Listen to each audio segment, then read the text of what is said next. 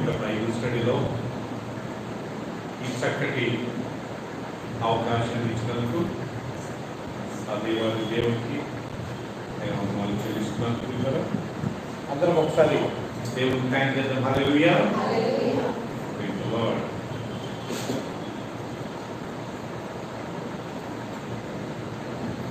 గత వారం మనకు బైబిల్ స్టడీలో నేర్చుకున్నది ఏంటంటే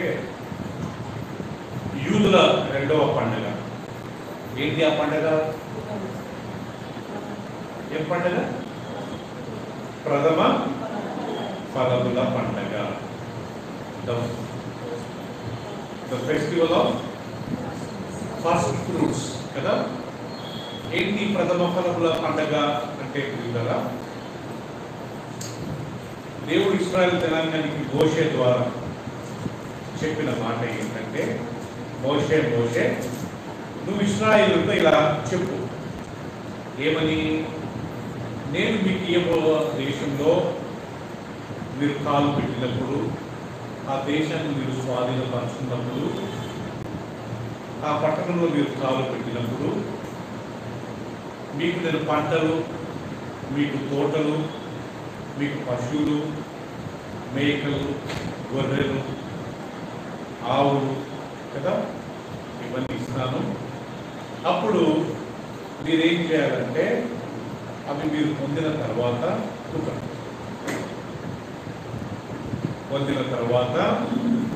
దాంట్లో ఏం చేయాల? ప్రథమ ఫలము, లేకపోతే ప్రథమముగా పుట్టింది, ప్రథమముగా పండింది, ప్రథమముగా వచ్చింది, అది మీరు ఎక్కడికి తీసుకురావాలా?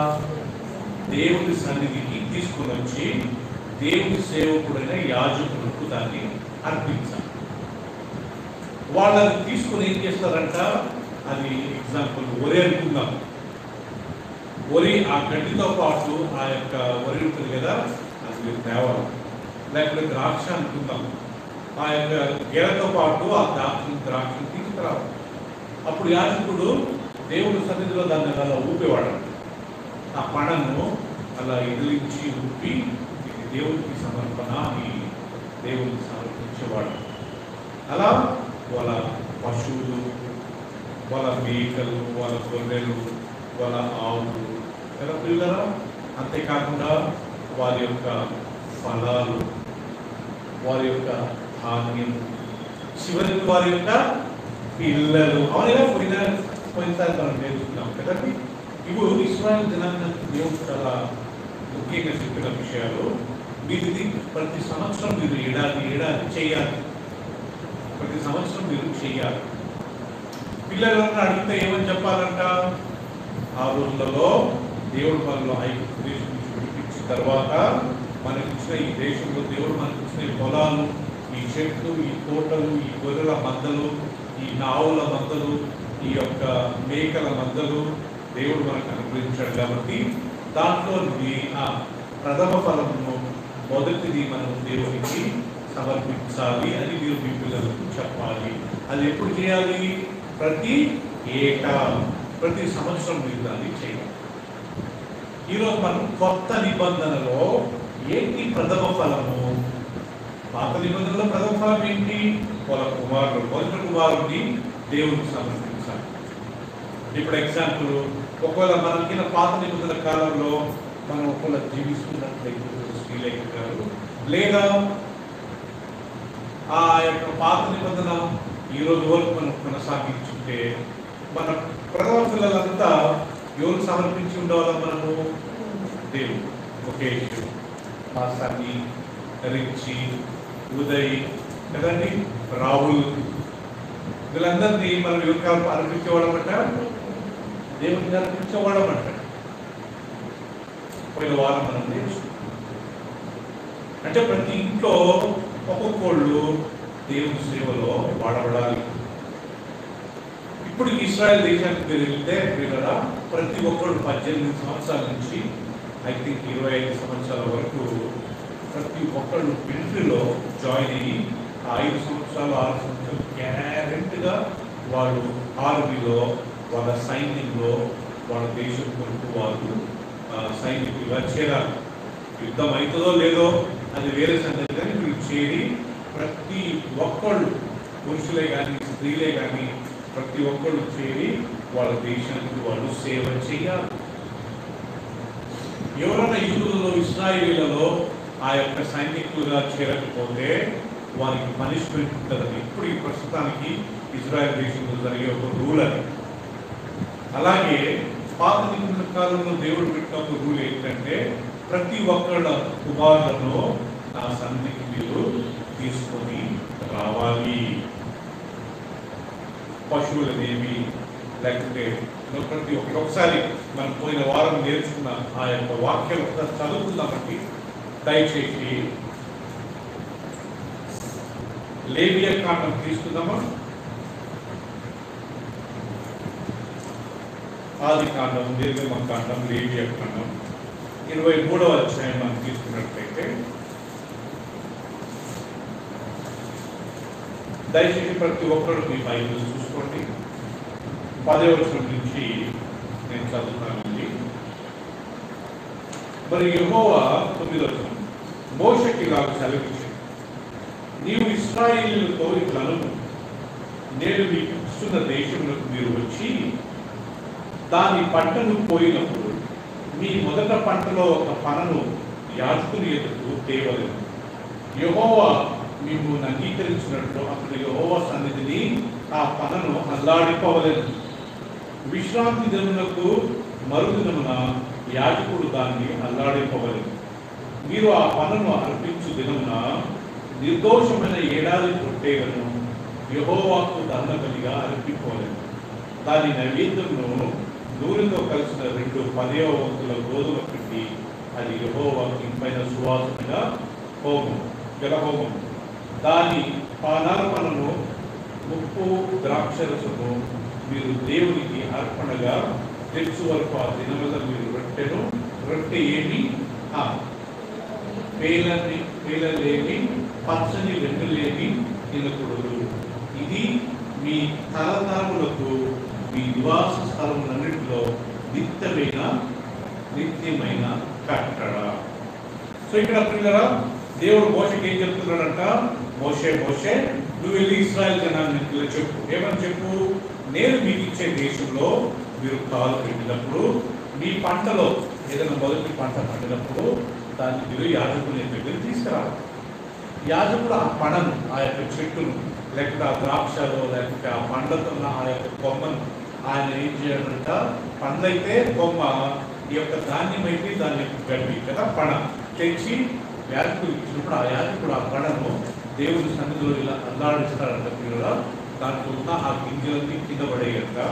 ఓకే, అలాగే మీ పశువులు, మీ మేకలు, మీ ఆవులు, ఇది పాత నిబంధనలో జరిగిన ఒక విషయం ప్రియుల. ఓకే, ఇంకొక వాక్యం మనం తీసుకుందాము. నిర్గమకాండము 34. పోయినసారి మనం చదువుకున్నాం, జస్ట్ మన రెఫరెన్స్ గురించి ఇంకోసారి చదువుకున్నామండి. నిర్గమకాండము 34వ అధ్యాయంలో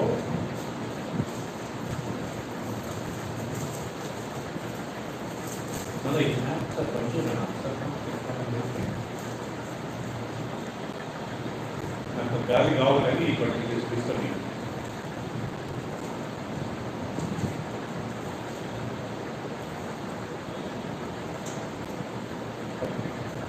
రైట్, నిర్గమకాండము 34లో 26వ వచనం చదువుతాను. దయచేసి అందరూ గమనించండి.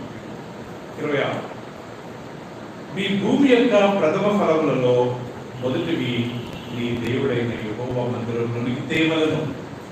మీ భూమిలోని ప్రథమ ఫలములను నీ దేవుడైన యెహోవా మందిరంలోకి మీరు తేవలను కదా పిల్లలు. నీ దేవుడైన యెహోవా తేవలను. మేక పిల్లను దాని తల్లి పాలతో ఉడకబెట్టకూడదని. రైట్. సో పిల్లలు, రెండోది ఇక్కడ మీ దేవుడైన యెహోవా మీ భూమి యొక్క ప్రథమ ఫలములలో మొదటిది మీ దేవుడైన యెహోవా మందిరం తీసుకొని రా. ఇక్కడ ఫలం గురించి మాట్లాడుతుంది. మీ యొక్క పొలంలో ప్రథమ ఫలం అది ఏమై ఉండవచ్చు? అది ఏమన్నా ఫలాలే ఉండొచ్చు, ధాన్యమై ఉండొచ్చు. అది మీరు ఎక్కడికి తీసుకురావాలంటే ఎవరేమో గారు దేవుని యొక్క మందిరం తీసుకురావాలి. తీసుకురావాలా ఇక్కడ రాయి. ఓకే, నిర్గమకాండంలో ఇంకొక వాక్యం 22వ అధ్యాయము 29వ వచనం. 22వ అధ్యాయంలో 29వ వచనంలో ఏముందో చూద్దాం. నేను చదువుతాను. నీ మొదట సస్య ద్రవ్యములను అర్పింప తడవ చేయకూడదు. నీ కుమారులలో చేసుకుని నాకు అర్పింప. కూడా ఇక్కడ కుమారుల గురించి రాసుకున్నాడు కదా, అర్పింపవలను. అట్లే నీ ఎద్దులను నీ గొర్రెలను అర్పింపవలను. 7 దినములు అది నాకు అది దాని తల్లి యొద్ద ఉండవలను. 8వ దినమున దానిని ఎవరికి ఇవ్వాలి? నాకు ఇవ్వవలను. మీరు నాకు ప్రతిష్ఠింపబడిన వారు కనుక పొలములో చీల్చబడిన మాంసము తినక కుక్కలకు దాన్ని పారవేయవలెను. అంటే ఏదైనా చీల్చబడ్డది, ఏదైనా చంపబడ్డది మాత్రం నా దగ్గరికి తీసుకురావు. ఏ పొట్టేలు పిల్లను, ఏ గొర్రె పిల్లను ఏదైనా చీల్చో, ఏదైనా కలిచి ఆ తర్వాత సిక్కున్న దాన్ని నాకు తెచ్చి మీరు అర్పించకూడదు కదా. దేవునికి ఎలాంటిది అంట? ప్రథమ ఫలము, ఫ్రెష్. పోయిసారి మనం నేర్చుకున్నాం కదా పిల్లరా, మన చదువు బాగా చదువుకునేవారు, తెలివి ఉన్నవారు, జ్ఞానం ఉన్న వారందరూ మన డాక్టర్లు, ఇంజనీర్లు, లేకపోతే పైలట్ గాను మనం చేసి యూజ్లెస్ చిల్డ్రన్ కదా. ఏమి 10 సార్లు ఫెయిల్ అయిపోయో, లేకపోతే సరిగ్గా చదువు రాని వాడు, సరిగ్గా మాటలు రాని వాళ్ళు, కాళ్ళు చేతులు సరిగ్గా పని చేయకుండా వాళ్ళు, వాళ్ళను దేవుడి సేవకి ఇస్తారు కదా. అది దేవుడికి అంత ఇష్టం ఉండదు. మనము శ్రేష్టమైన దాన్ని, లేకుంటే మొదటి ప్రథమ ఫలము మన దేవుడికి అక్కడ మనం చూసినప్పుడు కదా, మీరు పొలంలో పండించిన ఆకులను మీరు మొదటి తీసుకురావాలి, గొర్రెలను తీసుకురావాలి. ఇక్కడ అంటాడు మీరు ప్రథమ జ్యేష్ఠ కుమారులను నాకు తీసుకురావాలి. వాళ్ళు నాకు చెందినవారు, నాకు సంబంధించిన వారు. పెద్ద కుమారులు నా సేవకు అర్పించండి. ఇప్పుడు ప్రియులరా, ఇప్పుడు కానీ మన పెద్ద కుమారులను ఇవ్వచ్చు, కానీ కంపల్సరీ ఏమీ లేదు. కానీ మనం ఏం చేయాలంటే ఉద్యోగం చేసుకుంటూ, జాబ్ చేసుకుంటూ మనం దేవుని సేవలో వాడవచ్చు. ఇప్పుడు ఉదయం ఉన్నాడు, ఇప్పుడు రిచి ఉన్నాడు, ఇప్పుడు రాహుల్ ఉన్నాడు, ముఖేష్ ఉన్నాడు, మా సన్ని ఉన్నాడు. సో వీళ్ళు చదువుకుంటూ ఉద్యోగం చేసుకుంటూ వాళ్ళకి ఫ్రీ టైంలో ఉన్నప్పుడు వాళ్ళు ఏం చేయవచ్చంట? దేవుడి సేవలో వాళ్ళు వాడతారు. పాత నిబంధనలో చాలా కంపల్సరీగా ఉంటాయి, కానీ న్యూ టెస్ట్మెంట్లో దేవుడు అంతా కంపల్సరీ ఏం చేయలేదు. కానీ ఇస్తే మాత్రం వద్దంటాడా? వద్దని మాత్రం అంటాడు. Thank you.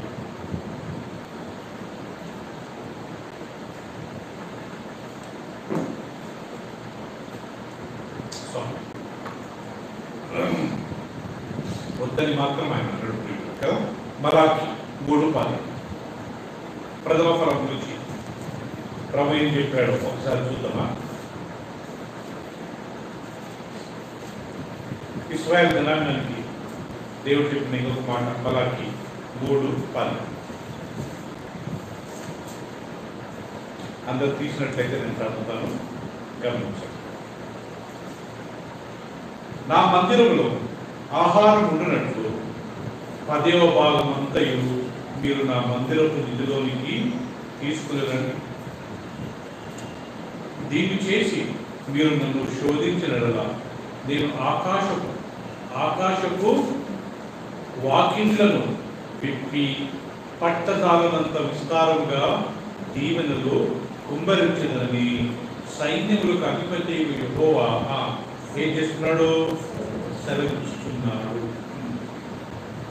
ఇప్పుడు ఏమంటాడు కదా, నా మందిరంలో ఆహారం ఉండునట్లు మీ యొక్క ప్రథమ ఫలములను లేకపోతే దశమ భాగములను నా మందిరంలోకి తీసుకుని రండి.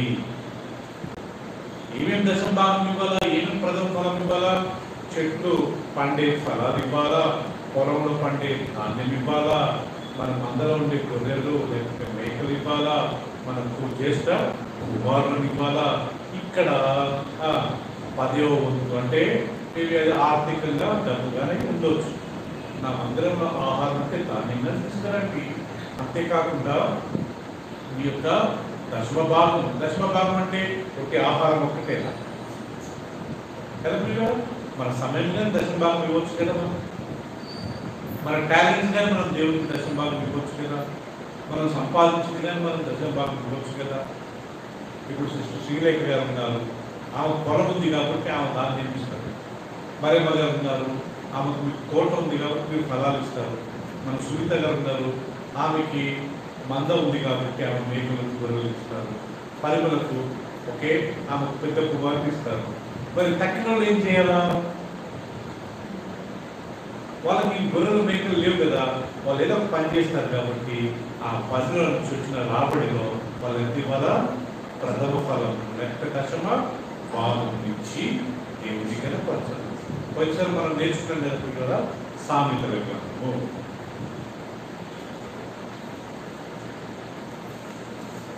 3వ అధ్యాయము 9-10 వచనాలు చదువుతున్నాం.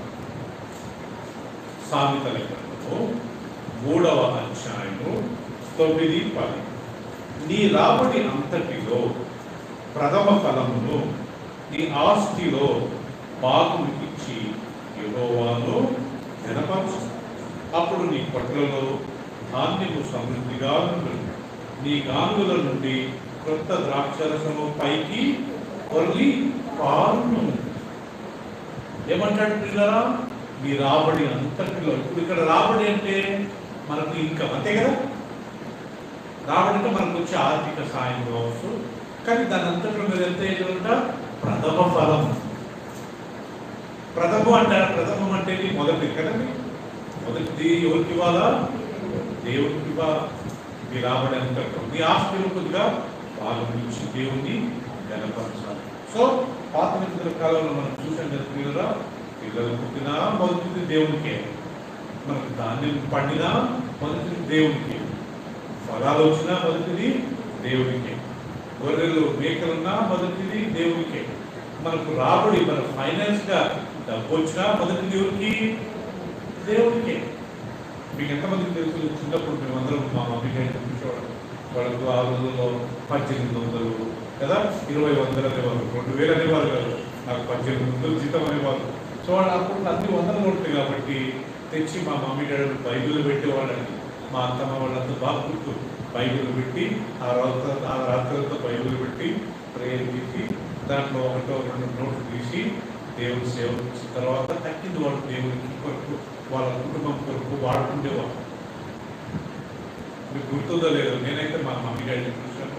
మా హుబ్లీలో కర్ణాటకలో మేము వెళ్ళే మందిరంలో ప్రతి ఒక్కళ్ళు అంతే ఇచ్చేవారు కదా. మేము చిన్నప్పుడు టికెట్ చిన్నప్పుడు నేను చూసేవాడిని. అందరూ వాళ్ళ జీతాలు తెచ్చి బైబిల్ పెట్టి ప్రార్థన చేసుకున్న రాత్రంతా గడిచిన తర్వాత పొద్దున్నే మళ్ళా బైబిల్ తీసి నాకు 2, 3, 4 వాళ్ళ జీతం ప్రకారం దశమ భాగం తీసేసి దేవుడికి ఇచ్చిన తర్వాత అది వాళ్ళు వాడుకునేవారు. అలా మన ప్రతి దాంట్లో ప్రథమ ఫలంలో పాత నిబంధన కాలంలో వాళ్ళు దేవుడికి సమర్పించారు. ఓకే రైట్, అది ఓల్డ్ టెస్ట్మెంట్. మరి న్యూ టెస్ట్మెంట్ లో ప్రథమ ఫలం అంటే ఏంటి?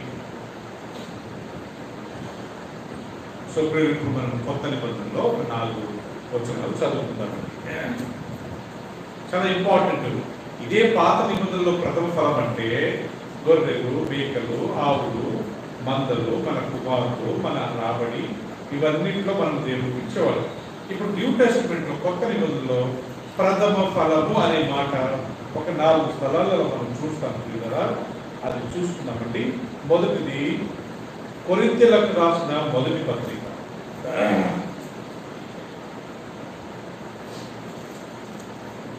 15వ అధ్యాయం. 1 Corinthians 15th chapter 20వ వచనం నేను చదువుతాను, గమనించండి అందరూ ప్రియులారా. ఇక్కడ ప్రథమ ఫలము అనే మాట రాయడం. ఇప్పుడైతే తీసారు కదా,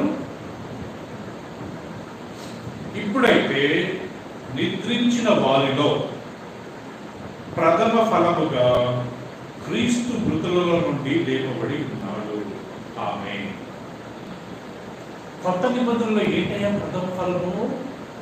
ఇప్పుడు నిద్రించిన వారిలో, చనిపోయిన వారిలో ప్రథమ ఫలముగా క్రీస్తు మృతుల నుండి లేపబడి ఉన్నాడు.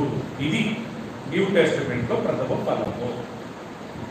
ఇప్పుడు న్యూ టెస్టమెంట్ లో ప్రథమ ఫలం అంటే మన మన పంటలో, మన పొలంలో, మన ఆవులలో, మన గొర్రెలలో, మన మేకలలో, మన కుమారులలో, మన ఇంకంలో, అది కాదు.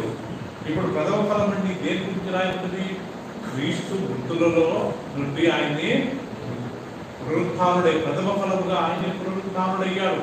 ఇది మనకు న్యూ టెస్టమెంట్ ప్రథమ ఫలము. పాత నిబంధన కాలంలో కుమారుడు ఇచ్చారని మనం న్యూ టెస్టమెంట్ ఇవ్వాలని కాదు. ఇక్కడ ప్రథమ ఫలం అంటే చనిపోయిన వాళ్ళందరిలో అందరికంటే ముందుగా లేచిన వాడు యేసుక్రీస్తు కాబట్టి మృతులలో ఆయన ప్రథమ ఫలముగా లేపబడ్డాడు. హల్లెలూయా. నెక్స్ట్ టైం న్యూ టెస్టమెంట్ లో ప్రథమ ఫలము అన్నప్పుడు మనకు గుర్తొచ్చేది యేసుక్రీస్తు మృతుల నుండి లేచాడు. పోయినసారి మనం నేర్చుకున్నాం కదా, ఏమని? పస్కా పండగ పాత నిబంధన కాలంలో గొర్రెను వధించారు. మరి కొత్త నిబంధనలు ఎవరిని వధించారు? యేసు ప్రభువును వధించారు. పాత నిబంధన కాలంలో వధించినప్పుడు ఆ రక్తాన్ని ఆ తలుపులకు అడ్డుగా నిలువుగా రాసి దాని మాంసం తిన్నారు. కానీ న్యూ టెస్టమెంట్ లో ఆ రక్తమును, ఆ యొక్క రొట్టెను ఎలా తిన్నారంటే యేసుక్రీస్తు శరీరమును ఆయన రక్తమును. ఇక్కడ పస్కా పండుగకు ఇక్కడ గుర్తేంటి? ప్రభురాత్రి వల్ల. రైట్. ఇక్కడ ప్రథమ ఫలం ఇక్కడ గుర్తేంటి? ఆ క్రీస్తు పస్కా పండుగ రోజు చనిపోతే మొదటి ప్రథమ ఫలముల పండుగ రోజు ఆయన లేచాడు. అదే కదా అర్థం గారు? ఎంత చక్కటి అర్థం పిల్లలు కదా, ఇంత చక్కటి దేవుడు కనెక్షన్ పెట్టాడు. పస్కా పండుగ రోజు చనిపోయాడు, ప్రథమ ఫలము రోజు ఆయన లేచాడు. నేను చదువుతున్నట్టు చాలా ఆశ్చర్యం అనిపించింది. ప్రతి ఒక్కటి correct life, step by step. Death తర్వాత పునరుత్థానం. యేసుక్రీస్తు చనిపోయి లేచాడు కదా. ఆదాము నుండి యేసు ప్రభు చనిపోయిన వరకు కొంతమంది యేసుక్రీస్తు లేపాడు, కొంతమంది దేవుని సేవకులు లేపారు. కానీ తన సొంతంగా మరణం నుండి లేచిన వారిలో యేసుక్రీస్తు ప్రథమ ఫలం, మొదటి వాడంట. ఆయన చనిపోయినప్పుడు సమాధులు తెరవబడ్డాయంట. ఆయన లేచినప్పుడు పిల్లరా అద్భుతాలు జరిగాయంట. భూకంపం వచ్చిందంటే ఆయన చనిపోయినప్పుడు సమాధులు తెరవబట్టి ఆ యొక్క పరిశుద్ధ పట్టణంలో మృతులు లేచి వారంతా పరిశుద్ధ పట్టణానికి వెళ్ళిపోయారు. యేసుప్రభు మరణానికే సమాధులు తెరవబడితే ఆయన పునరుత్థానం ఇంకెంత బలం ఉంటుందో ఒకసారి ఆలోచించండి ప్రియులారా. చక్కగా రాయబడింది కదా, మళ్ళా చదువుకుందాం ప్రియులారా. 15వ అధ్యాయంలో 20వ వచనం నుండి నేను చదువుతాను, గమనించండి. ఇప్పుడైతే నిద్రించిన వారిలో ప్రథమ ఫలముగా క్రీస్తు మృతుల నుండి లేపబడి ఉన్నాడు. ఇది కొత్త నిబంధనలో ప్రథమ ఫలము. ప్రథమ ఫలము అనే పండగ కొత్త నిబంధనలో ఏదంటే యేసుక్రీస్తు యొక్క పునరుత్థానము. ఈస్టర్ కాదు, ఏమంటారు? పునరుత్థానము. ఒకవేళ మనం ఎవరన్నా గ్రీటింగ్ చేసినప్పుడు హ్యాపీ ఈస్టర్ అనకూడదు, ఏమన్నా హ్యాపీ రెజరెక్షన్ డే, పునరుత్థానము అనే మాట మనం వాడాలి. మీకు ఎంతమందికి తెలుసో లేదు, ఎస్తేర్, తెలుగులో ఆ మాట మీద ఎస్తేర్ అంటే నక్షత్రం అని అర్థం. ఇరాన్ ప్రాంతంలో ఒకప్పుడు వీళ్ళంతా నక్షత్రాన్ని పూజించేవారు. ఎస్తేర్ అనే మాట యూదుల పేరు కాదు. ఎస్తేర్ అనే మాట కల్దీయుల పేరు, బాబిలోన్ దేశానికి చెందిన వారి పేరు. ఎస్తేర్ అనేది అన్యులు పెట్టుకున్న పేరు. ఆ ఎస్తేర్ అనే మాటకు నక్షత్రం అని అర్థం. ఆ రోజులలో అన్యులు ఈ నక్షత్రానికి పూజించేవారు, వాళ్ళు పరలోకపు దేవతగా భావించేవారు. అలాగే దాన్ని ఎస్తేర్ అని చెప్పి ఈస్టర్ అనే మాట వచ్చింది. కానీ ఈస్టర్ అనే మాట మన బైబిల్ ఎక్కడా లేదు. నేనైతే నాకు జ్ఞానం ఉన్నంత వరకు, నాకు బుద్ధి ఉన్నంత వరకు, నేను రక్షింపబడ్డది నుండి ఈ రోజు వరకు ఎవరిని కానీ నేను హ్యాపీ ఈస్టర్ ఎప్పుడు నేను యూజ్ చేయలేదండి. హ్యాపీ రిజరెక్షన్ డే అంటాను కానీ ఈస్టర్ అనే మాట ఒక విగ్రహానికి సంబంధించిన పేరు, గుర్తుపెట్టుకోండి. ఒక సేవకుగా నేను చెప్తున్నాను, మీరు దయచేసి మీ గూగుల్లో కొట్టండి ఈస్టర్ అనే మాటకు అర్థం ఏంటి, ఒరిజినల్ మీనింగ్. ఈస్టర్ అంటే నక్షత్రం, పరలోకపు దేవత. పరలోకపు దేవత ఎవరు? ఒకప్పుడు ఇరాన్ ప్రాంతంలో వీళ్ళు ఒక దేవతను పూజించేవారు. ఆ దేవత పేరే ఈస్టర్, ఎస్టర్. చిన్నగా మన క్రైస్తవులు దాన్ని ఏం చేశారంట, ఎస్టర్ ఎస్టర్ ఎస్టర్ అని చెప్పి లాస్ట్కు ఈస్టర్ అని చెప్పారు. సో వాక్యం తెలుసుకున్న వాళ్ళు ఎవరే కానీ ఈస్టర్ అని అనరండి, హ్యాపీ రెజరెక్షన్ డే అంటారు. పునరుత్థానం యొక్క శుభాకాంక్షలు అనాలి కానీ హ్యాపీ ఈస్టర్ అని అంటాము. నేను అనండి, నేను ఎప్పుడు కానీ హ్యాపీ రెజరెక్షన్ డే అంటాను. సో కాబట్టి ఇప్పుడు అర్థమైంది కదా, కొత్త నిబంధనలో ప్రథమ ఫలం అంటే యేసుక్రీస్తు యొక్క పునరుత్థానము. ఆ వాక్యం అండర్లైన్ చేసుకోండి. రైట్, 21వ వచనం. ఇప్పుడైతే నిద్రించిన వారిలో ప్రథమ ఫలముగా క్రీస్తు మృతుల నుండి లేపబడినాడు. మనుషుని ద్వారా మరణం వచ్చేది కనుక మనుషుని ద్వారానే మృతుల పునరుత్థానము కలిగేను. చెప్పండి ప్రియులారా, మనుషుని ద్వారానే మరణం వచ్చేను, అదే మనుషుని ద్వారా పునరుత్థానము కలిగేను. ఏ మనుషుని ద్వారా మరణం వచ్చిందంట? సునీత గారు, ఏ మనుషుల ద్వారా మరణం వచ్చింది? మరణం ఎవరి ద్వారా వచ్చింది? ఆదాము అండి. ఆదాము ఉంటే కదా మరణం వచ్చింది. ఆదాము మనుషుడే. యేసుక్రీస్తు అనే మనుషుల ద్వారానే ఆ మరణానికి లేకపోతే పునరుత్థానం అనే మాట కలిగిందంట కదా. ఒక మనుషుల ద్వారా మృతులకే, మనుషుల ద్వారా మరణం వచ్చింది కనుక మనుషుల ద్వారానే మృతుల పునరుత్థానము కలిగిన. ఎవరు పునరుత్థానం ద్వారా, మృతుల ద్వారా పునరుత్థానం కలిగింది? యేసుక్రీస్తు. రైట్, ఇక్కడ ఆదామును యేసుక్రీస్తు ఇద్దరిని పోలుస్తున్నారండి. ఒక మనుషుడు అయితే మరణాన్ని తెచ్చాడు, ఇంకొక మనుషుడు పునరుత్థానాన్ని తెచ్చాడు. ఆ మొదటి మనిషి మరణం తెచ్చిన మనిషి పేరు ఏ పేరు? ఆదాము. ఈ పునరుత్థానం తెచ్చిన మనుషుడి పేరు యేసుక్రీస్తు. యేసుక్రీస్తు శ్రీలేఖ గారు ఈ లోకంలో బ్రతికినప్పుడు దేవుడిగా బతకలేదండి. ఆయన ఎలా బ్రతికాడు? మానవుగా బ్రతికాడు. అందుకే ఆయన మన మాదిరి ఏడ్చాడు. ఎక్కడ ఏడ్చాడు? లాజరు సమాధి దగ్గరికి వెళ్ళినప్పుడు వారందరూ ఏడుస్తుంటే యేసు కన్నీళ్లు విడిచాడు, ఏడ్చాడు.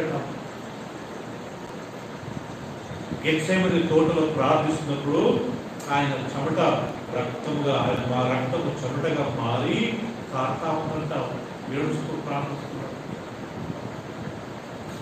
మన మాదిరి ఆయన నిద్రపోయాడంట. ఒకరోజు సముద్రంలో ప్రయాణం చేస్తుంటే అలసిపోయినందుకు నిద్రపోయాడంట. అక్కడ ఏమైందంటే ఆయన నిద్రపోయిన వెంటనే అలలు వచ్చాయి. కనీసం అప్పటికైనా ప్రియులు మనం గమనిస్తాము, యేసుక్రీస్తు ఒక మానవుగా ఈ లోకం యేసుక్రీస్తు యెరూషలేమును చూసి బాధపడ్డాడు. జనసమూహాన్ని చూసి వీరు కాపరు లేని గొర్రెల వలె చిదిరిపోయారని వాళ్ళ గురించి వేదనపడ్డాడు. యేసుక్రీస్తు కోపపడ్డాడంట. ఒక మనిషికే కదా కోపం వచ్చేది, మనుషుడే కదా ఏడ్చేది కదా. యేసుక్రీస్తు భుజించాడంట, యేసుక్రీస్తు నీళ్లు తాగాడంట. సమరయ స్త్రీని అడిగాడు కదా, నాకు దాహం ఉంది కొద్దిగా నీళ్ళు ఇవ్వమ్మా. శిలువలో చనిపోతే ఏమన్నాడంట? నాకు దాహం ఉంది కొద్దిగా నీళ్ళు అడిగాడు. ఇంకా యేసుక్రీస్తు ఒక మానవుడు కదా, మానవులుగా యేసుక్రీస్తు అన్ని ఫీలింగ్స్ ఉన్నాయంట. ఏడ్చాడంట, ఆయన అక్కడి నుంచి త్వరగా పారిపోయాడంట, కన్నీళ్ళు విడిచాడంట, కోపపడ్డాడంట, వేదన పడ్డాడంట, దేవుడికి ప్రార్థించాడంట, దేవుడికి కృతజ్ఞతాస్తుతులు చెల్లించాడంట. మానవులుగా ఆయన చేయవలసిన మన కూడా చనిపోయాడంట. సామాన్యంగా దేవుడు అనేవాడు చనిపోడు కదా, ఆయన మనుషులుగా వచ్చాడు కాబట్టి చనిపోయాడు. ఒక మనుషుల ద్వారా మరణం వచ్చింది, ఎవరైనా ఆదాము. ఇంకొక మనుషుల ద్వారా మృతులకు పునరుత్థానం కలిగింది, ఆయన ఎవరంట? యేసుక్రీస్తు. సో ప్రథమ ఫలము అనగా యేసుక్రీస్తు యొక్క పునరుత్థానము. మళ్ళా 21 చూస్తున్నాం. మనుషుల ద్వారానే మరణం వచ్చింది కనుక మనుషుల ద్వారానే మృతుల పునరుత్థానం కలిగిన. ఆదామునందు అందరూ ఎలాగో మృతి పొందుతున్నారో ఆదామునని క్రీస్తునందు అందరూ బ్రతికింపబడుదురు. చదివాడు కదా, ప్రతి వాడును తన తన వరుసలో బ్రతికింపబడును. అర్థమైందండి? ప్రతి వాడును రేపు పునరుత్థానం అయినప్పుడు వాని వరుసలోనే అతను బ్రతికింపబడతాడు. అందరికంటే మొదట క్రీస్తు బ్రతికింపబడ్డాడు, ఆయన లేచాడు, వెళ్ళి పరలోక రాజ్యంలో తండ్రి కుడి పార్శ్వన కూర్చున్నాడు. తర్వాత రేపు యేసుక్రీస్తు రెండో రాకడప్పుడు ప్రతి ఒక్కరు వారి వరుసలో వారికి పునరుత్థానం కలుగుతాడ. అందరూ ఒకేసారి లేరంట, భలే బలరు. వారి వరుసలో ఆ టైం వచ్చినప్పుడు ఆ సెకండ్లో వీళ్ళు, ఆ గంటలు వీళ్ళు, అట్లా వాళ్ళ వరుసలలో వాళ్ళు ఏదో పునరుత్థానం పొందుతారంట. 23 వచ్చిన చూడండి కదా, ప్రతివాడును తన వరుసలోనే బ్రతికింపబడును. ప్రథమ ఫలము క్రీస్తు, తర్వాత క్రీస్తు వచ్చినప్పుడు ఆయన వారు బ్రతికింపబడుతురు. ప్రథమ ఫలం ఎవరంట? మృతులలో క్రీస్తు. ఆయన నమ్మిన వారు ఆయన వచ్చినప్పుడు వారిని బ్రతికింపబడతారు. సో కొత్త నిబంధనలో సిస్టర్ గారు ఆ ప్రథమ ఫలము అన్నప్పుడు మనం ఫస్ట్ గుర్తుపెట్టుకోవాలి, యేసుక్రీస్తు పునరుత్థానం. మృతులలో అందరిలో మొదటిగా పునరుత్థానుడైన ప్రథమ ఫలం ఎవరంటే యేసుక్రీస్తే. యేసుక్రీస్తుకు ముందు చాలా మంది బతికారు, చనిపోయిన వారు. ఎవరెవరు బతికారండి? ఎలీషా ఒక కుమారుని లేపాడు, ఏలియా ఒక చనిపోయిన కుమారుని బాలుని లేపాడు, యేసుక్రీస్తు యాయిరు కుమార్తెను లేపాడు, లాజరును లేపాడు, ఒక విధవరాలి యొక్క కుమారుని లేపాడు, పేతురు కవిత అనే ఒక వృద్ధురాలను లేపాడు, పౌలు ఒక వ్యక్తి వాక్యం వింటూ కింద పడ్డాడంట. కింద పడి చనిపోయినప్పుడు పౌలు అతను లేపాడంట. వీళ్ళందరినీ ఎవరో లేపారు, కానీ యేసుక్రీస్తుని ఎవరు లేపారు? ఆయనే లేచాడు. అందుకే బైబిల్ రాయబడింది, ఆయన ప్రథమ ఫలములలో మృత్యుంజయుడయ్యాడు. పాత నిబంధన కాలంలో ప్రథమ ఫలం అనేది ఒకే కుమారునో, మేకనో, గొర్రెనో, మన ఇన్కంలో కదా, మన ఫలాలను, మన యొక్క పంటలో పండిన దాన్ని మనం తెచ్చినట్లయితే కొత్త నిబంధనలో ఆ యేసుక్రీస్తు యొక్క పునరుత్థానమే ఆ యొక్క ప్రథమ ఫలంగా కదా. రెండవది ప్రథమ ఫలము అనేది ఇంకొక మాట న్యూ టెస్టమెంట్ లో వచ్చిందండి, అది మనం చూస్తున్నామా. రోమీయులకు రాసిన పత్రిక 11వ అధ్యాయం ప్రథమ ఫలము అనే మాట రోమీయులకు రాసిన పత్రిక 11వ అధ్యాయం 16వ వచనం చదువుతుంది. 11లో 16 చదువుతా. ముద్దలో మొదటి పిడికెడు, ఇక్కడ మొదటి అనే మాట ప్రథమ ఫలము అని అంటారు. ముద్దలో ప్రథమ పిడికెడు పరిశుద్ధమైనదైతే ముద్దంతయు పరిశుద్ధమే. వేరు పరిశుద్ధమైనదైతే కొమ్మలను పరిశుద్ధులే. అంతేనా? పరిశుద్ధములే. ఇక్కడ మీరు చెప్పండి పిల్లల, మొదటి పిడికెడు పరిశుద్ధమైతే ముద్దలో ఆ పిండి ఎంత పరిశుద్ధమే. ఇప్పుడు ఎవరు ఆ మొదటి పిడికెడు? యేసుక్రీస్తు. అందుకే సంఘాన్ని పరిశుద్ధ సంఘము అంటారు. యేసు ప్రభు సంఘంలో ఏమన్నా క్రిస్tus గారు? పరిశుద్ధ సంఘం. ఎందుకు? క్రీస్తు పరిశుద్ధుడు కాబట్టి. ఇది ఇంతే పట్టుకోండి క్లియర్గా, దీన్ని క్లోజ్ చేయొద్దు. పేతురు రాసిన మొదటి పత్రిక 1 Peter 1:15.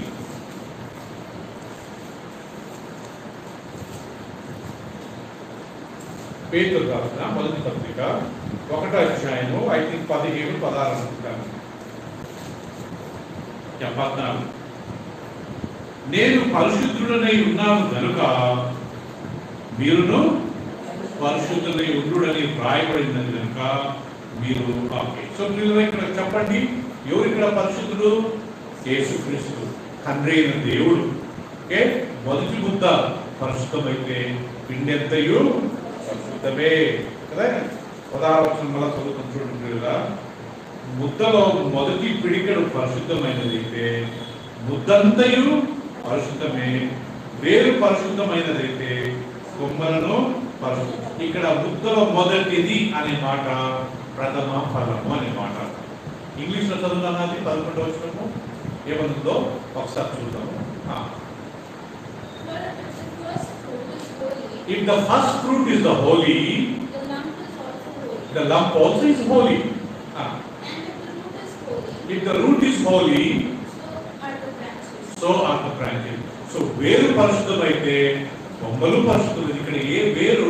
యేసుక్రీస్తు, కొమ్మలు మనమందరం. సో ఇక్కడ ప్రథమ ఫలం అనేది యేసుక్రీస్తు యొక్క పరిశుద్ధత గురించి రాయబడింది. ఒకసారి ఆయన పునరుత్థానం గురించి రాయబడింది, ఇంకొకసారి ప్రథమ ఫలం అంటే ఆయన పరిశుద్ధత గురించి రాయబడింది. మూడవది పరిశుద్ధత గురించి ఇంకొక స్థలం ఎక్కడ రాయబడింది? యాకోబు పత్రిక.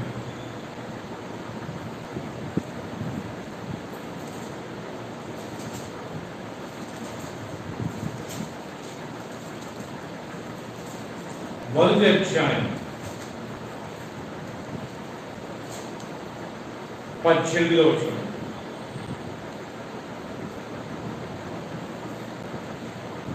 ఆయన తాను సృష్టించిన వాటిలో మనము ప్రథమ ఫలముగా ఉండునట్లు సత్యవాక్యం వలన మనల్ని తన సంకల్ప ప్రకారము కనెను. మళ్ళా చిన్నగా చదువుతాను వినండి. ఆయన తాను సృష్టించిన వాటిలో మనము ప్రథమ ఫలముగా ఉండునట్లు సత్యవాక్యము వలన మనలను తన సంకల్పం ప్రకారము కనెను. రైట్, ఇంకొక మాట చెప్పాలంటే మనము ఆయన కొరకు జీవించలాగా ప్రథమ ఫలముగా ఈ వాక్యాన్ని మనకు నేర్పించారు. పోయినసారి మనం నేర్చుకున్నాం కదా, ఈ లోకంలో ఎంతో మంది జ్ఞానవంతులు ఉన్నారు, ఎంతో మంది చదువుకున్న వాళ్ళు ఉన్నారు, ఎంతో మంది ఎలన్ మాస్క్, కొంతమంది ఉన్నారు తెలుగులో అంటే వీళ్ళందరికీ ప్రియుల దేవుడు వాక్యం తెలవదు. ఆ వాక్యాన్ని దేవుడు మనకు నేర్పించాడు కదా. చూస్తే కదా మనం ఏ పాట పడమంటే వాళ్ళ జ్ఞానం ముందు మనం కనుక్కొస్తామా? ఆల్బర్ట్ ఐన్స్టైన్ ఈయన ప్రియుల ఎంత తెలియగలవాడు తెలుసా? ఏరోప్లేన్ కనుక్కున్నవాడు, ఓకే, రైల్వే ట్రైన్ కనుక్కున్నవాడు, ఈ వాచ్ కనుక్కున్నవాడు, ఈ కరెంట్ కనుక్కున్నవాడు. అందరూ క్రైస్తవులే, అందరూ యూదులే, కానీ అందరూ ప్రభువుని నమ్ముకోలేదు. అందరూ యేసు ప్రభువుని అంగీకరించలేదు, అందరూ క్రైస్తవులుగా జీవించలేదు, ఏదో నామకార్థంగా జీవించారు. కొంతమంది అయితే వాళ్ళు నాస్తికులుగానే జీవించారు. కానీ దేవుడు తన వాక్య సంకల్పం ప్రకారము మనల్ని ప్రథమ ఫలముగా తన వాక్యం ద్వారా మనల్ని ఆయన కన్నాడంట. సో ఇంకొక మాట చెప్పాలంటే ఈ ప్రపంచమంతట్లో ప్రథమ ఫలముగా దేవుడు మనల్ని ఎన్నుకొని ఆయన వాక్యాన్ని తెలిపాడు. మూడోసారి ప్రథమ ఫలం అనే మాట. మొదటిది ప్రథమ ఫలం అంటే యేసుక్రీస్తు ప్రథమ ఫలముగా మృతులలో నుండి పునరుత్థానుడయ్యాడు. రెండోది మొదటి ప్రథమ ఫలము, మొదటి ముద్ద పరిశుద్ధమైనదైతే ముద్దంతయు పరిశుద్ధమైనదే, వేరు పరిశుద్ధమైతే కొమ్మలన్నీ పరిశుద్ధమే. ఇంకొక మాట చెప్పాలంటే యేసుక్రీస్తు యొక్క పరిశుద్ధత ప్రథమ ఫలం గురించి రాయబడింది. ఇక్కడ ఏం రాయబడింది కదా? మనల్ని దేవుడు ప్రథమ ఫలంగా తన వాక్యం కొరకు ఎదుర్కొన్నాడంట. ఇంత చదువుకున్న వాళ్ళకి కానీ దేవుడు వాక్యాన్ని వాళ్ళకి వాక్యం అంటే ఇంత ఆసక్తి లేదు, వాళ్ళకి వాక్యం పెట్టడంత భక్తి లేదు. కానీ దేవుడు ఆ వాక్యాన్ని మనకు తెలిపాడంటే మనను ప్రథమ ఫలముగా దేవుడు ఎన్నుకున్నాడు అనే విషయం కదా. సంతోషంగా ప్రథమ ఫలముగా దేవుడు మనం ఎన్నుకున్నాడంట. యాకోబు పత్రిక బల చదువుతుందమ్మా. 1:18 వాక్యము చూసుకుందాం. ఆయన తాను సృష్టించిన వాటిలో, అంటే పశువులు, పక్షులు, లేకపోతే మనుషులు అందరిలో తాను సృష్టించిన వాటిలో మనము, ప్రభు నమ్ముకున్న మనము ప్రథమ ఫలముగా ఉంటున్నట్లు సత్యవాక్యం వలన మనను తన సంకల్ప ప్రకారము కనెను. ఇంకొక మాట చెప్పాలంటే, దేవుడైన యెహోవా మనల్ని కన్నాడంట. తన వాక్యం ద్వారా మనల్ని కన్నాడంట. ప్రథమ ఫలముగా మనల్ని కన్నాడంట. ఒకసారి ఊహించనుకుంటున్నారా? ప్రథమ ఫలం అంటే అర్థం ఏంటి? ప్రథమ ఫలానికి మనము దేవుడు మనల్ని ఎన్నుకున్నాడు, వాక్యంతో ఎన్నుకున్నాడు. మనం ఈ వాక్యం మనం నమ్మి ఇదే వాక్యం ఇంకా నలుగురికి మనం చెప్పాలని, అదే కదా దేవుడు చిత్తం. ప్రియుడా, యెహోషువ గ్రంథంలో రాయబడింది. దేవుడు అంటాడు, యెహోషువ ఈ వాక్యము నీ హృదయం నుంచి తప్పిపోకుండా నిమిత్తము దాన్ని మొదట చదవాలి, దాన్ని ధ్యానించాలి, ఓకే, దాన్ని చొప్పున జరిగించాలి, దాన్ని ఇతరులకు చెప్పాలి. మరేమో గారు, ఈ వాక్యాన్ని 4 రకాలుగా మనం ఒకటి చదవాలి, లేకపోతే వినాలి, రెండోది దాని మీద దాన్ని ధ్యానించాలి, మూడోది ధ్యానించిన దాన్ని మనము మన జీవితంలో దాని ప్రకారం జరిగించాలి, నాలుగోది మనం నేర్చుకుని మనం నడిచిన దాన్ని ఇతరులకు చెప్పాలి. ఈ 4 విషయాలు దేవుడైన యెహోవా యెహోషువ అంటాడు. యెహోషువ 1వ అధ్యాయం తీసుకున్నాం. 1వ అధ్యాయము 8, 9 చదువుకుందామండి. దేవుని వాక్యాన్ని మనకు దేవుడు ఇచ్చినప్పుడు ఏమి ఎక్స్పెక్ట్ చేస్తారంటే ఆ వాక్యం ద్వారా మనకు అంటే, యెహోషువ గ్రంథము 1, 8, 9 చదువుతారు వినండి.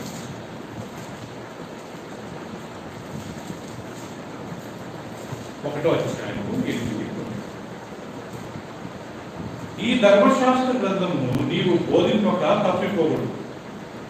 ఫస్ట్ బోధించడం రాదు. దానిలో వ్రాయబడిన వాటన్నింటి ప్రకారం చేయటకు నీవు జాగ్రత్త పడినట్టు దివారాత్రులు దానిని ధ్యానించినగా నీ మార్గములను వర్ధిల్ల చేసుకుని చక్కగా ప్రవర్తించదు. నేను నీకు ఆజ్ఞాపించి ఉన్నాను కదా, నిబ్బరము కలిగి ధైర్యముగా నువ్వు దిగులు పడకము, జడియకుము, నీవు నడుచు మార్గం అంతటిలో నీ దేవుడైన యెహోవాని తోడై. ఆమేన్. సో దేవుడు యెహోషువకు చెప్పిన మాట కదా, 7వ వచనం మనం చదువుతున్నాము. అయితే నీవు నిబ్బరము కలిగి జాగ్రత్త పడి బహుధైర్యముగా ఉండి నా సేవకుడైన మోషే నీకు ఆజ్ఞాపించిన ధర్మశాస్త్రం అంతటి చొప్పున చేయవలెను. నీవు నడుచు ప్రతి మార్గమును చక్కగా ప్రవర్తించినట్లు నీవు దాని నుండి కుడికి గాను ఎడమకు గాను తొలగిపోకూడదు. ఈ ధర్మశాస్త్ర గ్రంథమును నీవు బోధింపక తప్పిపోకూడదు. దానిలో రాయబడిన వాటి ప్రకారము చేయటకు నీవు జాగ్రత్త పడినట్లు దివారాత్రము దాన్ని ధ్యానించగలరా నీ మార్గంలో వర్ధిల్ల చేసుకుని చక్కగా ప్రవర్తించదు. వీళ్ళలో ఇక్కడ 4 విషయాలు వచ్చాయి. ఏంటి 4 విషయాలు చూస్తున్నారు? దాన్ని ధ్యానించాలి. ధ్యానించక ముందు మనం ఏం చేయాలా? చదవాలి. Very simple sister. మనం చదవకుండా ధ్యానించగలుగుతామా? ప్రకటన 1:3 మాట్లాడండి. ఈ వాక్యము చదవలేను, వినవలేను, వాటి చొప్పున జరిగించాలి. ఇక్కడేమంటాడు? నువ్వు వినాలి, చదవాలి, ధ్యానించాలి, ఇతరులకు బోధించాలి, మూడవది దాని ప్రకారం జరిగించాలి, ఇతరులకు దానిని బోధించాలి. మనం 4 విషయాలు చేయాలంటే దానికి ఒకటి మనం చదవాలి, రెండవది మనం ధ్యానించాలి, మూడవది దాని ప్రకారం జరిగించాలి, నాలుగవది ఇతరులకు చెప్తాం. అది దేవుని వాక్యం. మనం ఒక్కరిని చదువుకుని మన దగ్గర పెట్టుకున్నాం అనుకోండి, అది బాగుంటుందంట. నీళ్లు బావిలో కొత్త నీళ్లు కావాలంటే ఆ పాత నీళ్లు పోతానే ఉండాలంట.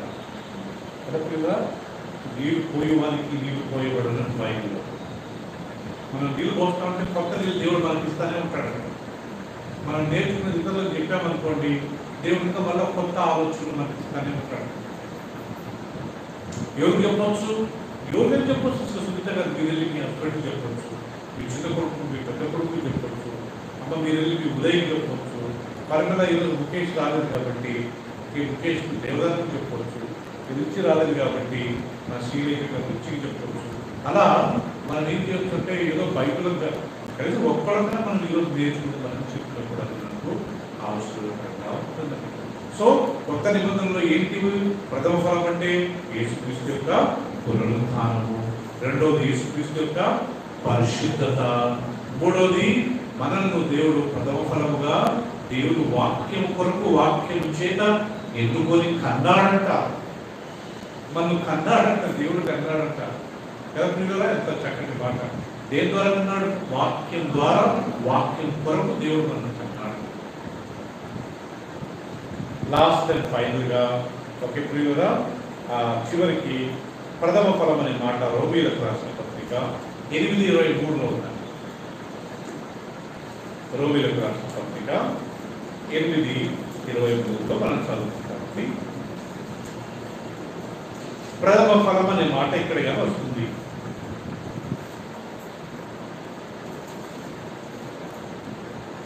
రోమన్స్ 8:23 అందరూ చూసుకోండి. అంతేకాదు ఆత్మ యొక్క ప్రథమ ఫలముల నొందిన మనము కూడా దత్తపుత్రత్వము కొరకు అనగా మన దేహం యొక్క విమోచన కొరకు కనిపెట్టుచు మనలో మనము మూలుగుచున్నాము. మళ్ళా చదువుతాను. అంతేకాదు ఆత్మ యొక్క ప్రథమ ఫలము నొందిన మనము కూడా. మీరు చెప్పండి, ఆత్మ యొక్క ప్రథమ ఫలము అంటే ఏంటి? ఆత్మ ఫలాలు ఏంటి? మొదటిది ప్రేమ, సంతోషము, సమాధానము, దీర్ఘశాంతము, దయాలత్వము, మంచితనము, విశ్వాసము, దాని తర్వాత ఆశానిగ్రహము కదా. సో ఇప్పుడు ఆత్మ యొక్క ప్రథమ ఫలం అంటే అర్థం ఏంటి? ఈ 9లో ఫస్ట్ ఏంటి? ప్రేమ. వెరీ సింపుల్ అండి. మనం చూసుకుంటాం వాక్యము 8:23 అండి. ఒకసారి ఆలోచించండి. అంతేకాదు ఆత్మ యొక్క ప్రథమ ఫలము నొందిన మనము కూడా, అంటే ప్రేమ నొందిన మనము కూడా దత్తపుత్రత్వం కొరకు అనగా మన దేహం యొక్క విమోచన కొరకు కనిపెట్టుచు మనలో మనం గురుగుచున్నాం. అంటే ఆ ప్రేమను పొందిన మనము, ఆత్మ ద్వారా ప్రేమను పొందిన మనము ఒక్కరోజు ఈ దేహం నుండి మనం విడుదల పొందాలని మనలో మనం గురుగుచున్నాం. అంటే ఒక్కరోజు మనం చనిపోయిన తర్వాత ఈ దేహానికి ఫ్రీడమ్. మనం చనిపోయే వరకు సిస్టర్ సుంటే గారు మనం పని చేయాల్సిందే. వాష్రూమ్కి వెళ్ళాలా, బాత్రూమ్కి వెళ్ళాలా, మొహం కడుక్కోవాలా, పళ్ళు తోముకోవాలా, తినాలా కదా పిల్లల, స్నానం చేసుకోవాలా, పని చేసుకునే ఉండాలా. 80-90 సంవత్సరాలు అమెరికాలో 90 సంవత్సరాలైనా ఆ పుష్కరులు పోతానే ఉంటారంట షాపింగ్కి. కడిగిన పాత్రలు గడుగుతూనే ఉంటారంట, కడిగిన గడుగుతూనే ఉంటారంట. చనిపోయే వరకు మన దేహానికి విడుదల ఉండదు. ఎప్పుడైతే మనం క్రీస్తులో మృతి పొందుతామో, ఎప్పుడైతే నిద్రిస్తామో ఈ దేహానికి విడుదల కలుగుతుంది. మనం 20 వరకు దేవుడితో పాటు ఎలాంటి కష్టాలు ఉండవంట. వాళ్ళు విశ్రాంతి పొందుతారు. వాళ్ళ యొక్క శ్రమల నుండి విశ్రాంతి ఏ పని చేయాలంటే యుగంలో వరకు మనం దేవుడితో పాటు పడుతున్నారు. సో ఈ మనలో మనం ఊరుకుతున్నామంట. ప్రతి ఒక్కరికి ఏదో ఒక రోగం కదా, బీపీ, షుగర్, కాళ్ళ నొప్పులు, తలనొప్పి, కీళ్ళ నొప్పులు, ఏదో ఒక రోగం ఈ దేవుడికి వెయిట్ చేస్తున్నట్ట. ఎప్పుడెప్పుడు ఈ దేవుడి యొక్క రోగాలన్నీ మాయమైపోతాయో, ఎప్పుడెప్పుడు త్వరగా స్వస్థపడతామని చెప్పి ఈ దేహం జస్ట్ వెయిటింగ్ చేస్తానే ఉంటాం. మనకి బాడీకి దేహం విడుదల కలిగేది ఎప్పుడంట? చనిపోయింది. దాని అర్థం ఇదే పిల్లలు. ఇక్కడ మళ్ళా చదువుతాను, ఒకసారి గమనించండి. దీని అర్థాన్ని ఒకసారి బాగా గమనించండి. అంతేకాదు ఆత్మ యొక్క ప్రథమ ఫలం నొందిన మనము కూడా దత్తపుత్రత్వము కొరకు అనగా మన దేహము యొక్క విమోచనము కొరకు కనిపెట్టుచు మనలో మనం మూలుగుచున్నాము. మన దేహం యొక్క విమోచన కొరకు ఏం చేస్తున్నాము? ఈ బీపీ, ఈ షుగర్, ఈ పొట్ట తగ్గడము, మన డాక్టర్ దగ్గరికి వెళ్తారు, మీకు ఫ్యాట్ ఎక్కువ బాబు, మీకు ఫ్యాటీ లివర్ ఉంది, ఒక ఓకే వాకింగ్ చేయాలి, ఎంత వాకింగ్ చేసినా కొట్టబోతాడు.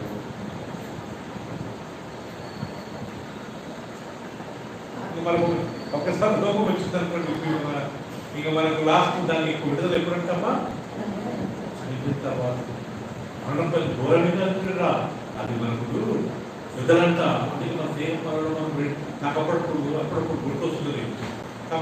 సో నైస్, అప్పుడప్పుడు నాకు గుర్తొస్తుంది ప్రియురా.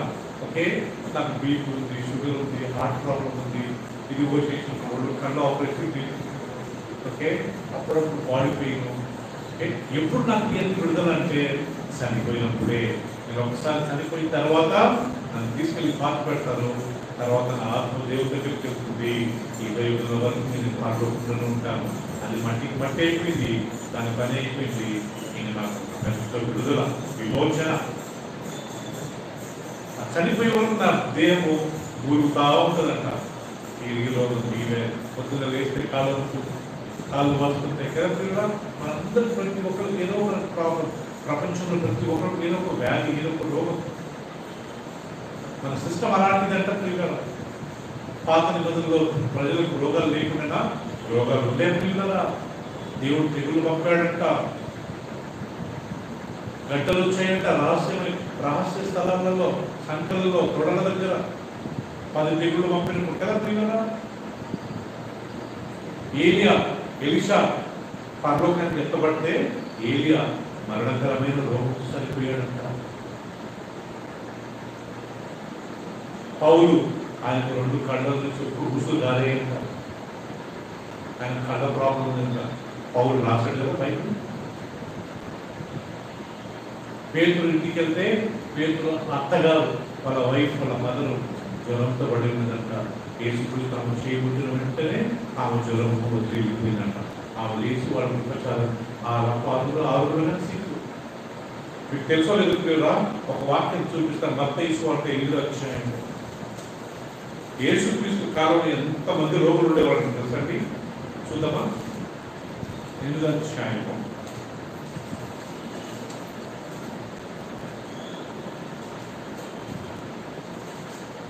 16. మాథ్యూ 8:16. సాయంకాలం అయినప్పుడు అందరూ తీశారండి, సాయంకాలం అయినప్పుడు జనులు దయ్యంలో పట్టిన అనేకులు, ఇక్కడ ఒకటి కాదు, 2 కాదు, ఎంతమంది అంట? అనేకులను ఆయన యుద్ధకు తీసుకుని వచ్చి ఆయన మాట వలన దయ్యములను వెళ్ళగొట్టి రోగులనెల్లను స్వస్థపరిచెను. అందువలన ఆయనే మన బలహీనతలను వహించుకుని మన రోగములను భరించినని ప్రవక్త అయిన యెషయా ద్వారా చెప్పబడినది నెరవేరెను. సాయంకాలం అయినప్పుడు యేసుక్రీస్తు కాలంలో పేతురు అత్తగారిని ముట్టిన వెంటనే పేతురులో కూర్చున్నాడంట. మళ్ళా 14 వచ్చిన చదువుతారు 8:14. తర్వాత యేసు పేతురు ఇంటిలో ప్రవేశించి జ్వరంతో పడిన అతని అత్తను చూచి ఆమె చేయి ముట్టగా జ్వరం ఆమెను విడిచెను. అంతటా ఆమె లేచి ఆయనకు ఉపచారం చేయసాగాను. సాయంకాలం అయినప్పుడు జనులు దయ్యములు పట్టిన అనేకులను ఆయన ఎదుకు తీసుకుని వచ్చి ఆయన మాట వలన దయ్యములను వెళ్ళగొట్టి రోగులను స్వస్థపరిచారు. ప్రియులారా, మీరు గమనించండి ఒకసారి. యేసుక్రీస్తు పేతురు అత్తను ముట్టాడు, చేయి ముట్టాడు. కానీ తక్కిన సాయంకాలం కూడా వచ్చిన రోగులను, దయ్యం పట్టణందరినీ ముట్టలేదు. ఏంటంట? నోటి మాట. వినోద్, నోటి మాటతో ఓ సైతానా, అందరికి స్వస్థత కలుగును గాక. జస్ట్ ఈ డోంట్ ఈవెన్ టచ్ దెమ్. వాళ్ళు ఈవెన్ ముట్టలేదంట. ముట్టిన పేతురు అత్తగారిని ముట్టారంట. కొన్నిసార్లు యేసు ప్రభువు ప్రజలు ముట్టి స్వస్థపరిచాడు, కొన్నిసార్లు ముట్టకుండా నోటి మాటతోనే స్వస్థపరిచాడు. కదా, ఒకసారి ఒక గుడ్డివాడు కలిస్తే యేసుక్రీస్తు ఉమ్ము ఊసి ఆ మట్టి తీసుకుని ఆ ఉప్పుతో ఆ మట్టితో ఆ కళ్ళను దుక్కాడంట. పోయి అక్కడ కడుక్కొని రమ్మంటే ఆయన నీళ్ళలో కడుక్కొని వస్తాడంట. నీళ్ళలో కడుక్కొని వచ్చిన తర్వాత మనుషులంతా చెట్ల మాత్రం కనపడుతున్నారంట. ఇంకా క్లియర్ కాదు. కాబట్టి యేసుక్రీస్తు మళ్ళా అతన్ని ముట్టాడు. అంటే యేసుక్రీస్తు ఒక స్టేజ్లో ఒకసారి ముట్టినప్పుడు బాగలేదు, రెండోసారి పుట్టాడు, అప్పుడు నేను బాగా. సో సిస్టర్, రోగం అనేది ఇప్పుడు కాదంట, అప్పుడు చేయాలి. ఎందుకంటే పాపం చేసినప్పుడు మనిషి రోగాన్ని పొందాడు. సో ఈరోజు మన యొక్క పాఠం ఏంటంటే కదా, ప్రథమ ఫలంగా ఉన్న మన శరీరాలు ఆత్మ ఫలం యొక్క ప్రథమ ఫలము ప్రేమను పొందిన మనము ఈ దేహం యొక్క విమోచన కొరకు ఊరుగుతూ ఉన్నామంట. ఎప్పుడు దొరుకుతుంది ఈ దేహానికి విమోచన? మనకు నేను చెప్పనప్పుడు కదా, నేను సేవకులుగా చెప్తున్నాను, మనం ఈ లోకంలో ఉన్నన్ని రోజులు మందులు తిని ఆ ఇంజక్షన్లు తీసుకొని హాస్పిటల్కి వెళ్ళి ఎక్కడ ఏదో మేనేజ్ చేసుకుంటామే కానీ టోటల్ స్వస్థత అయితే మనకు కలగదు.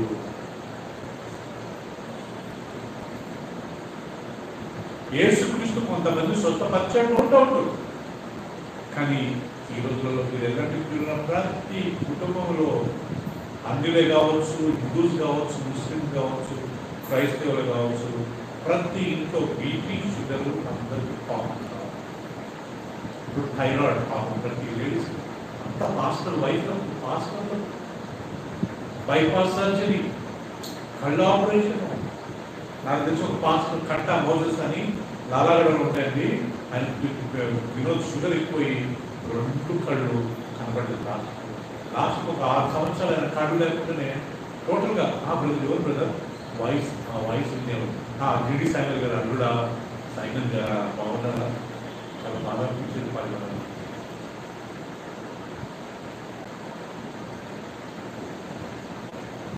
కొంతమంది పాస్టర్లు అంటే ఇక్కడ పాయింట్ ఏంటంటే, ఒక్కసారి మనకు ఈ యొక్క వ్యాధి రోగం వచ్చిన తర్వాత ఒక దేవుడు ఒకటిగా అనుకుంటాం, స్పాట్ రిలీజ్ చేస్తున్నాను.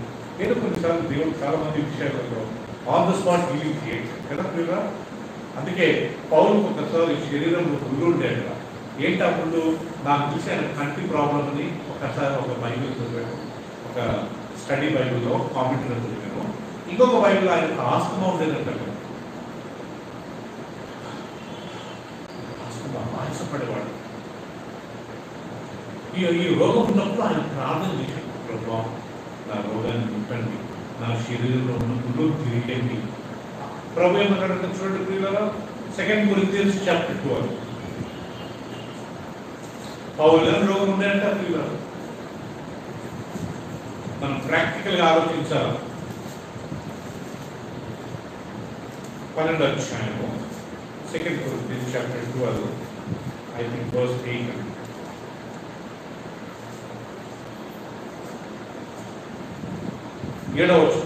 నాకు కలిగిన ప్రత్యక్షతలు బహు విశేషంగా ఉన్నందున నేను అత్యధికంగా హెచ్చుకోకుండా నిమిత్తము, నాకు శరీరంలో ఒక ముళ్ళు నేను అత్యధికంగా హెచ్చుకోకుండా నిమిత్తము నన్ను నలుగుటకు సాతాను యొక్క దూతగా ఉంచబడింది. అది నా ఇద్దరు నుండి తొలగిపోవాలని దాని విషయమే ముంబారు ప్రభువును వేడుకుంటుంది.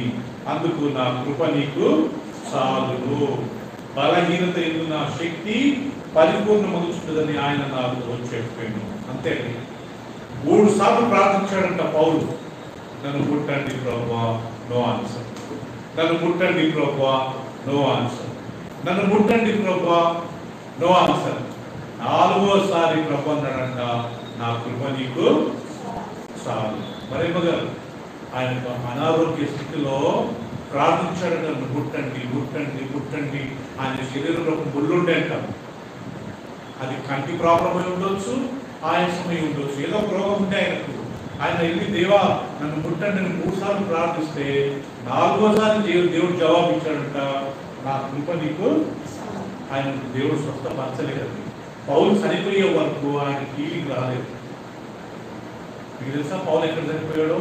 పౌలు రోమా దేశానికి వెళ్ళి వాక్యం చెప్తుంటే ఆయనకు తల శిరచ్ఛేదం చేసి he was beheaded. ఆయన తలను నరికేశారు. ఆయన రోగాలు చనిపోయే వరకు ఆయన రోగాలు.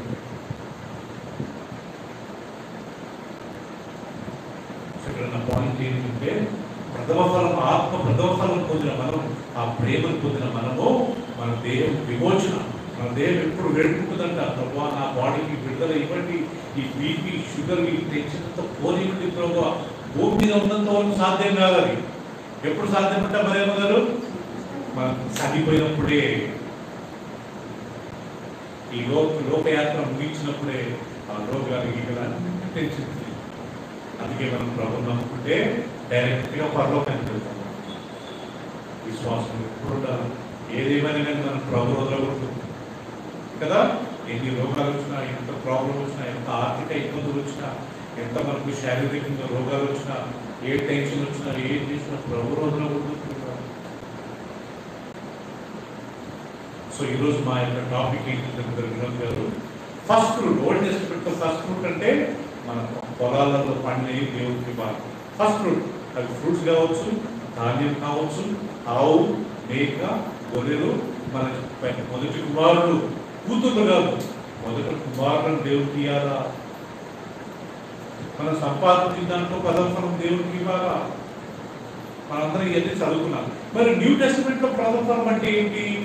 చనిపోయిన మృతులలో అందరికంటే ప్రథమ ఫలముగా యేసుక్రీస్తు మృతుల నుండి లేచాడు. ప్రథమ ఫలముగా యేసు ప్రభు లేచాడు.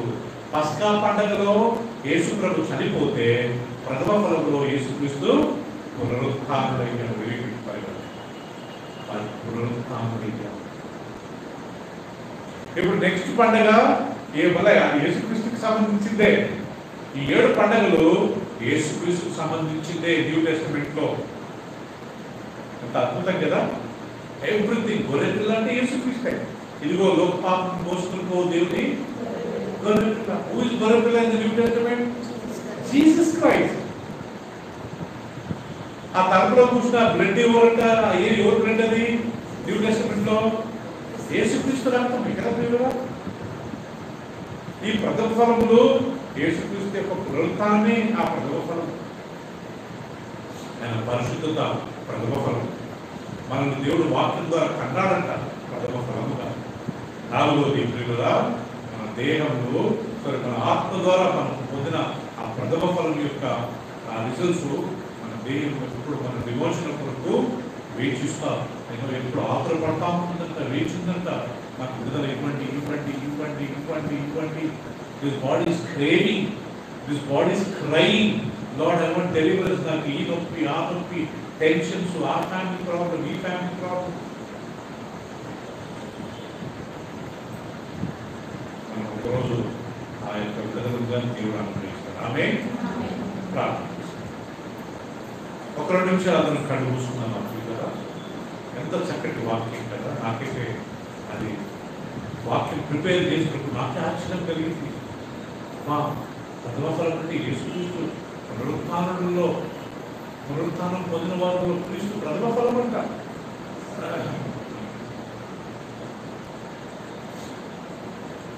మొదటి ముద్ద పరిశుద్ధమైనదంటే ఆ ముద్దంతయు, మొదటి పిడికిడు పరిశుద్ధమైనది, ముద్దంతయు పరిశుద్ధమైనదంట. వేరు పరిశుద్ధమైనదైతే కొమ్మలన్నీ పరిశుద్ధమైనదంట. దేవుడు మనల్ని ప్రథమ ఫలముగా వాక్యం కొరకు, వాక్యం ద్వారా మనల్ని కన్నాడంట. అంత చక్కటి మాట్లాడి దేవుడు మనల్ని కన్నాడంట.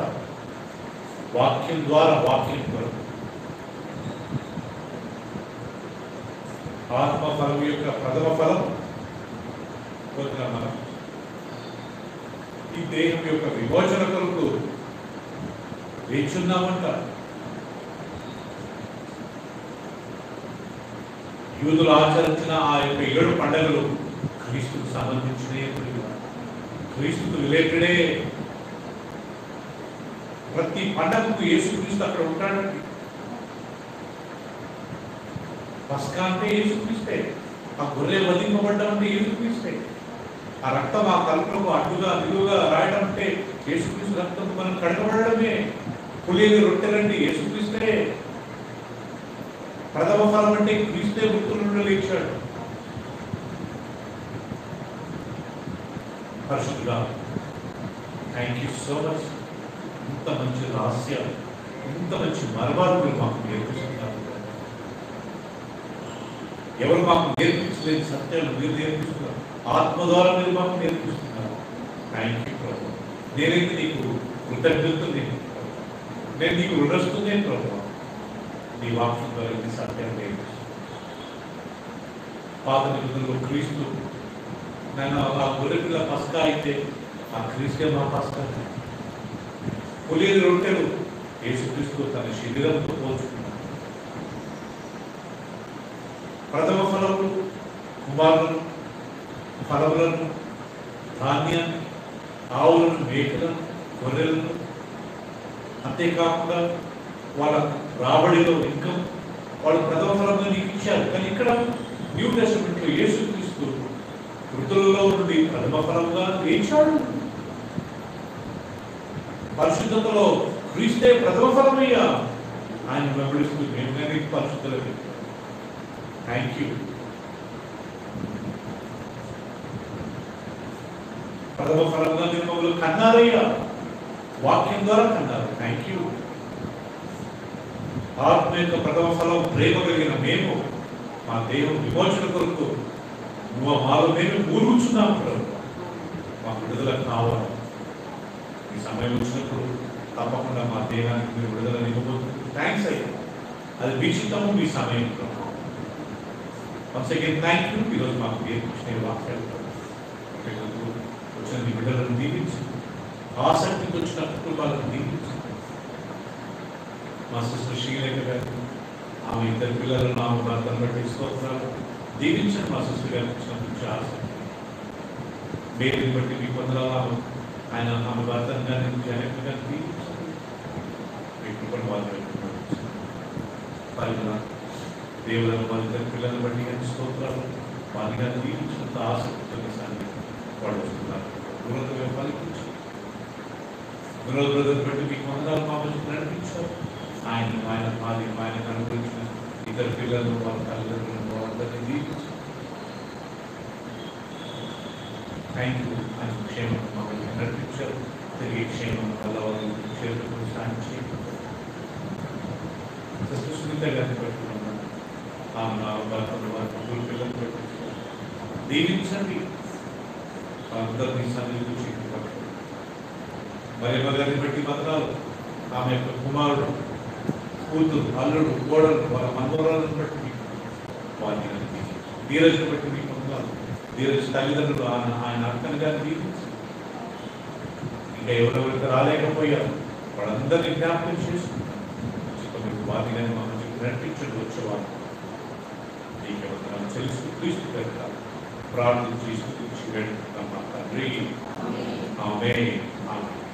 చివరికి మన తండ్రి అయిన దేవుని ప్రేమ, తన కుమారుడు మన రక్షకుడైన యేసుక్రీస్తు కృప, పరిశుద్ధాత్మక సహవాసం మనందరికీ ఆయన ప్రేమించి మనకు ఆయన సకల భక్తులకు ఇప్పుడు సదాకాలం తోడైన కాక. అందరూ చెప్తారు గట్టిగా ఆమేన్. ఆమేన్. అందరికి praise the lord. Praise the lord. దేవుని చిత్తం అయితే వచ్చే సండే మనం కలుద్దాం. ఓకే, ప్రైజ్ లార్డ్ అమ్మా. Praise lord.